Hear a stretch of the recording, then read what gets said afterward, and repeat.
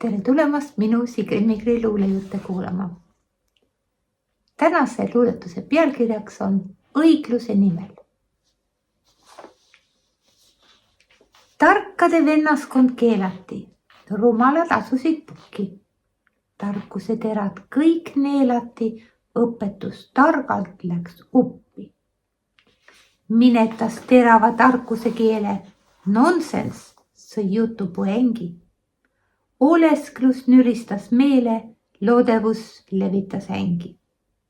Viimased tarkuse kõlad, rumalad surusid uttu, nõrgaks jäid tarkade õlad, taluda ajastu nuttu.